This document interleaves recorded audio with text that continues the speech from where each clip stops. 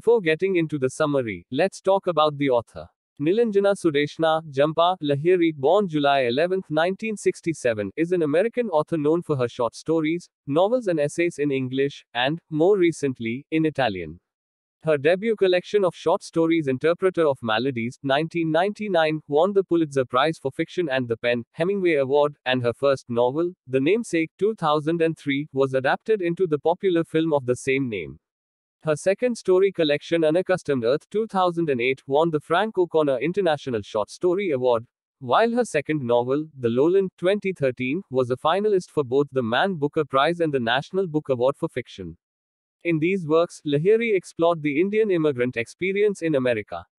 In 2011, Lahiri moved to Rome, Italy, and has since then published 2 books of essays, and in 2018, published her first novel in Italian called Dove Mi Trovo, and also compiled, edited and translated the Penguin Book of Italian Short Stories, which consist of 40 Italian short stories written by 40 different Italian writers.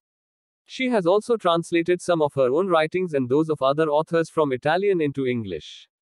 In 2014, Lahiri was awarded the National Humanities Medal. She has been a professor of creative writing at Princeton University since 2015. Jhampa Lahiri's The Namesake tells the story of the Gangulis, a Bengali-American family grappling with love, loss, and identity in the final 30 years of the 20th century. When Ashok Ganguly survives a catastrophic train accident in India thanks to a book of short stories written by Nikolai Gogol, he decides to move to America. Shortly after the move, he enters an arranged marriage with Ashima, and they give birth to a son. A twist of fate keeps them from naming the boy according to Bengali traditions, so they give him the name Gogol instead. As he grows, Gogol comes to hate his name and decides to change it, hoping to leave both his former name and his Bengali heritage behind. Now as Nikhil, he begins dating a woman named Maxine, living with her family and adopting their culture while ignoring his own. However, Gogol is pulled back to his Bengali heritage after his father dies of a heart attack. Gogol then marries a fellow Bengali American named Moshumi. Their marriage lasts only a few years before Moshumi, also rebelling against her Bengali heritage, has an affair with a white man. This final loss forces Gogol to come to grips not only with his multiple names but also with his multiple identities. Summary of The Namesake. Chapter 1. 2 weeks before her due date, pregnant Ashima Ganguly is cooking when her water breaks. Her husband, Ashok Ganguly, takes her to the hospital by taxi, and she is placed in a room with 3 other women. Although Ashima is surrounded by people, she feels alone, especially because she is a newcomer to America and her entire family is in India. Ashima remembers back to how she met her husband. She was 19 years old and in college in India when her parents arranged for her to meet a potential suitor, a fellow Bengali earning his PhD in Boston. Just before meeting him, Ashima found his shoes outside the door of the living room and stepped into them briefly. Both sets of parents agreed to the marriage, and she was quickly married to Ashok and sent to Boston to live with him. In the waiting room, Ashok remembers his brush with death as a young man while he was traveling by train to visit his grandfather. During the train ride, Ashok chatted with a businessman named Ghosh, who advised Ashok to see the world while he was still young. In the middle of the night, Ashok was reading a collection of short stories by the Russian author Nikolai Gogol when the train was derailed, killing nearly everyone aboard. Ashok, barely alive, was rescued because he happened to still be clutching a page of Gogol's story, The Overcoat, and a rescue party noticed him when he dropped the page. After recovering, he decided to move to America on Ghosh's advice. Ashok is still pondering his gratitude for Gogol, whose short story saved his life, when a nurse enters to tell him his child has been born. Chapter 2. Ashima gives birth to a son. She and Ashok don't immediately name him because they are waiting for a letter from Ashima's grandmother, in which she will divulge his name. However, they are told that in order for the child to leave the hospital, his birth certificate must have a name on it. They decide to give their son the pet name, Gogol, in honor of Nikolai Gogol until they receive Ashima's grandmother's letter to determine his formal name. Back at home from the hospital with Gogol, Ashima hates living in an unfamiliar culture with a newborn. She tells Ashok that he must finish his degree quickly because she refuses to raise Gogol in a foreign country away from her family. Ashok, however, remembers Ghosh saying that returning to India was his greatest regret.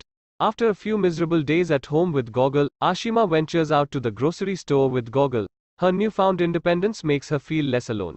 She corresponds constantly with her family but still hasn't received her grandmother's letter with Gogol's good name. She and Ashok conclude it has been lost in the mail, and they write Ashima's grandmother asking her to send it again. The next day they learn that Ashima's grandmother has had a stroke. The Gangulis begin preparing to visit Calcutta, trying to think of a good name for Gogol to put on his passport.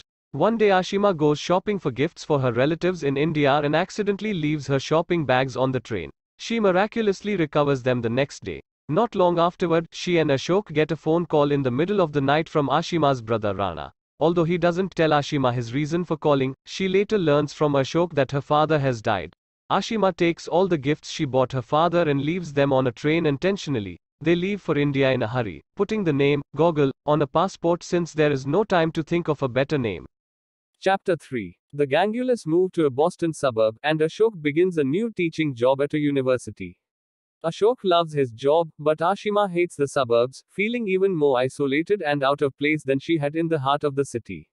After 2 years renting a home, the Gangulis buy a house on Pemberton Road. Ashima becomes pregnant a second time. Before Gogol begins kindergarten, Ashok and Ashima decide on a good name for him, Nikhil. This is the name they want him to be called at school, even though Gogol doesn't understand why his name is changed. At school, Gogol refuses to answer to Nikhil, and the principal, realizing that Gogol's legal name is Gogol, and that this is the name he prefers, insists that he be called Gogol at school despite Ashok's objections. Ashima gives birth to a daughter. After the trouble with Gogol's name, they give her only a good name, Sonali, shortened to Sonia. Over the next few years, Ashima's mother and both of Ashok's parents die in India, but Gogol and Sonia don't feel the same sorrow their parents do over this news. Despite their parents' efforts, they feel more American than Bengali. Gogol becomes more aware of his name, learning that he is named for Nikolai Gogol but not understanding why. A class field trip to a cemetery reminds Gogol what an unusual name he has. Whereas the other students can find their own names on tombstones, Gogol realizes that his name will be like one of the obscure names in the graveyard, dying with him. He does charcoal rubbings of several tombstones for his art class and brings them home to Ashima, but she refuses to hang the rubbings on the kitchen refrigerator with his other artwork. Chapter 4. At his 14th birthday party, Gogol meets Maushumi, a Bengali British girl near his own age whose family has just moved to Boston from England. That evening, Ashok gives Gogol a copy of the short stories of Nikolai Gogol. Ashok is about to explain the story behind Gogol's name but at the last moment decides not to. When Gogol is in 10th grade, the Gangulis travel to Calcutta for 8 months. Gogol and Sonia feel out of place, knowing that they don't belong in the country their parents call home. When they return to America, Gogol and Sonia try to forget, as quickly as possible, their vacation in India, returning to a normal American existence. Gogol's 11th grade English teacher, upon learning Gogol's name, assigns Nikolai Gogol's short story, The Overcoat, to the class. Gogol intentionally doesn't read it. His teacher tells the class about the author Gogol's unhappy life, his virginity, and his self-inflicted death by starvation. Gogol, who already hates his name, now hates it more than ever. One Saturday, while his parents and Sonia are out of town, Gogol goes to a college party with his friends. He meets a girl named Kim at the party and, not wanting to tell her his name, introduces himself for the first time in his life as Nikhil. They kiss. Chapter 5. The summer before he begins college at Yale, Gogol tells his parents that he wants to change his name to Nikhil. They object that it is too late. He blames them for giving him a pet name instead of a real name, a name that is Russian instead of Bengali, a name that he thinks cannot be taken seriously. His father agrees to allow him to change his name, signing the appropriate form, and Gogol goes before a judge to make the name change official. When the judge asks him why he wants to change his name, he says, "I hate the name Gogol. I've always hated it." At college, Gogol introduces himself as Nikhil. When his parents visit him, they call him Nikhil but sometimes forget his name change and call him Gogol. Although he visits his parents' home every few weeks, he feels more at home in his Yale dorm room. During a train ride to Boston, he meets Rath, a fellow student at Yale. They talk for hours, and when they return to Yale, they begin dating. Gogol keeps the relationship a secret from his parents. Ashok and Ashima don't approve when they finally learn about Rath, and Gogol suspects they are secretly pleased when she leaves for a semester to study abroad in England. Gogol attends a panel on Indian novels because his distant cousin Amit is a panelist. The panel discusses the challenges that American-born Indians face in developing a sense of identity. After the panel, Amit calls Gogol, and Gogol reminds him that his name is now Nikhil. After Rath returns from England, she and Gogol break up. On one train trip home to Pemberton Road, an accident delays Gogol's train. When Gogol finally arrives home, Ashok tells him about the train accident many years earlier that was the catalyst for Gogol's name. Chapter 6. After finishing college, Gogol completes a graduate program in architecture at Columbia University. He now works for an architecture firm in New York City, earning very little money and living in a tiny apartment. One night at a party, he meets a girl named Maxine Ratliff, a fellow Columbia graduate who works for a publisher of art books. The next morning, Maxine calls him, claiming to have looked up his number in the phone book, and invites him to have dinner with her at her parents' house. Maxine and her parents, Lydia and Gerald, live a life far wealthier and far more culturally American than Gogol is accustomed to. Their house is enormous, their dinner accompanied by plenty of expensive wine, and their mealtime conversation unlike anything Gogol hears from his own parents. Gogol and Maxine begin dating. Soon Gogol is spending so many nights with Maxine that he barely seems to live in his tiny apartment anymore. The Ratliffs give him house keys and encourage him to think of the house as his. He loves all the ways their life is different from his own Bengali upbringing, but he can't help feeling that he doesn't quite belong. Ashima calls and begs Gogol to visit before Ashok leaves to spend 9 months in Ohio. At first Gogol says he is too busy with work, but eventually he confesses that he is seeing someone and that he has plans to go on vacation with her in New Hampshire. He and Maxine visit the Gangulis on their way to New Hampshire, and Gogol feels uncomfortable seeing Maxine interact with his parents. At the end of the visit, Maxine hears Ashok call his son, Gogol. When Gogol later explains to Maxine his name change, she tells him it is the cutest thing I've ever heard, but quickly forgets about it. Gogol and Maxine join her parents in New Hampshire. Gogol hasn't given Ashok and Ashima a phone number to reach him, meaning that he is completely separated from his Bengali family, completely lost in Maxine's world. He celebrates his 27th birthday with the Ratliffs and friends of theirs he has never met. He realizes that no one really knows him, that they will forget him just as easily as they have come to know him. Chapter 7. Ashok goes to Cleveland for a 9-month research appointment, leaving Ashima alone in the Pemberton Road house. She works a part-time job at a local library. Ashok calls every evening, but she still hates living alone. One afternoon while she is writing Christmas cards, Ashok calls unexpectedly to tell her that he is in the hospital with a stomachache and will call her again when he gets back to his Cleveland apartment. Several hours later, he still hasn't called her back. She calls the hospital and learns that he has died from a heart attack. Gogol returns home to the Ratliffs' house that night to learn that his mother has called twice for him but left no message. Then Sonia calls with the news of their father's death. Gogol immediately flies to Cleveland to identify his father's body and authorize his cremation. Afterward, he goes to Ashok's apartment to clean it out. He spends an emotional, sleepless night in his father's apartment before going to Boston to be with Ashima and Sonia. Gogol spends the next few weeks in Boston. After a 10-day mourning period, the Gangulis host a ceremony in Ashok's honor, attended mostly by Bengali friends. Maxine attends the ceremony but seems out of place, and Gogol no longer feels concerned with making her at ease. She tries to convince Gogol that he should go on the vacation the two of them had planned for New Year's Eve, saying that it might do him good to get away from all this. Gogol responds, "I don't want to get away," and cancels their vacation plans, staying in Boston with his mother and sister instead. In January, Gogol takes a train back to New York, thinking of Ashok's near-fatal train ride many years earlier. Gogol remembers a time when he was a child and he and his father had gone exploring. Ashok had forgotten to bring his camera, but he told Gogol to remember the moment forever.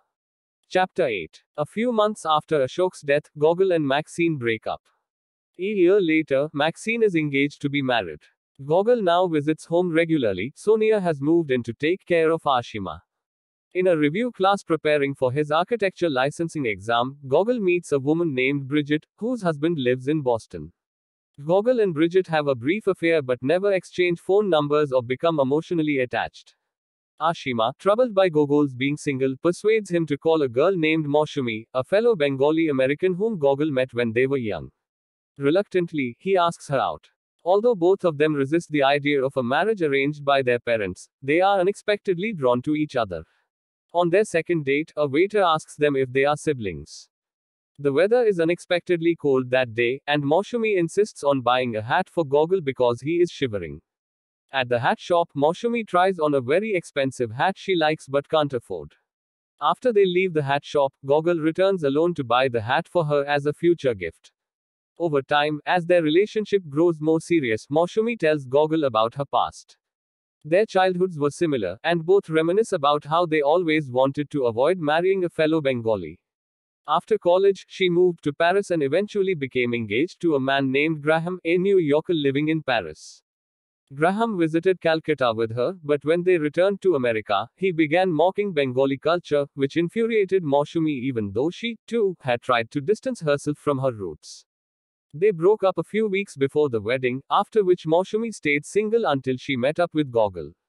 Chapter 9. Gogol and Moushumi marry the following year in a ceremony that their parents plan. During the lengthy Hindu ceremony and even lengthier reception, Gogol feels disconnected from the festivities. He realizes how easily he might have been attending Moushumi's wedding with Graham 2 years ago instead of sitting beside her now. After the wedding, in the hotel's honeymoon suite, Gogol remembers the day of his proposal, Moushumi's birthday, when he gave her the expensive hat he bought for her after their second date and an engagement ring. She was more surprised by the hat than the ring, which she expected. In the honeymoon suite, he calls her Mrs. Ganguly, but then remembers that she has decided not to change her last name. Gogol and Moushumi move in together, and Gogol sometimes finds reminders of Moushumi's life with Graham. He learns that she saved the wedding dress she had been planning to wear when she married Graham. Moushumi explains that she wants to have the dress dyed. When Moushumi travels to a conference in Paris, Gogol accompanies her. At first, Gogol follows Moushumi, feeling out of place because she is so comfortable in Paris and he is so uncomfortable. After Gogol tells Moushumi of his discomfort, she sends him out to explore on his own while she participates in her conference. They are happier apart than together. When the time comes to leave, Moushumi turns wistful, confessing that part of her wishes she had never left Paris. Back at home in Brooklyn, Gogol and Moushumi attend a dinner party hosted by Moushumi's friends Astrid and Donald, who first introduced Moushumi to Graham and who continue to remind Gogol about Graham. When the topic of names comes up at the dinner party, Moushumi tells everyone that Gogol changed his name. Gogol feels that Moushumi has betrayed his trust. Chapter 10. 1 year after Gogol and Moushumi marry, Moushumi finishes her graduate school exams and is awarded a fellowship in France to work on her dissertation. Moushumi turns down the fellowship without telling Gogol about it. To celebrate their wedding anniversary and Moushumi's exams, they eat out at a restaurant that Astrid and Donald have recommended. The restaurant is expensive and fancy but very stiff and unfriendly. Moushumi hates the evening, wishing aloud that they hadn't come. A few days later, Moushumi sees an ambulance on campus taking away the body of Alice, her department's administrative assistant, who died suddenly. Moushumi goes into Alice's office and ends up doing all of Alice's work, taking comfort in the rhythm of the monotonous office tasks. While she is sorting through department mail, she discovers an envelope sent to a professor in her department by an old love interest of hers named Dimitri. He had flirted with her for years, calling her Mouse. Moushumi writes down Dimitri's phone number and calls him the following week. They begin meeting at Dimitri's apartment twice a week and soon start having sex. Moushumi is racked with guilt, often lying awake for hours at night. Gogol is oblivious to his wife's affair. Chapter 11. Moushumi has told Gogol that she is away at a conference in Palm Beach, but really she is vacationing there with Dimitri. On the day she is scheduled to return, Gogol remembers feeling strangely panicky when he saw her packing her bathing suit for the trip even though he still doesn't suspect her of infidelity. While she is away, Gogol waits eagerly for her to return, thinking about their relationship. He recalls recently being with Sonia and her new boyfriend, Ben, and feeling jealous of their obvious affection for each other. He wonders whether Moushumi is no longer happy she married him. Despite behaving like everything is fine, she feels distant from him. He decides to reinvigorate their romance by planning a vacation for the two of them to Italy. Chapter 12. On Christmas Eve the following year, Ashima prepares for a final party at her house on Pemberton Road. She sold the house and plans to spend 6 months of each year in Calcutta and the other 6 months with her children and friends in America. Ashima knows the move is inevitable, Sonia and Ben are engaged to be married, and Ashima can't live alone in such a large house.